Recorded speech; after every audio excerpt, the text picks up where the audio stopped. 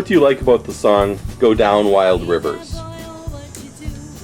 I love the picture in my mind when I sing the song of, actually like being in a kayak or a raft and going down the wild rivers, and I love that. Ooh, it's so much fun.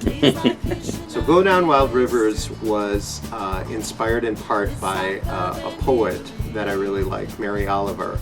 And there are some lines from the song that were inspired by some of her poetry, which talks a lot about seizing life, making the most, taking risks, and she connects in a lot of ways to nature.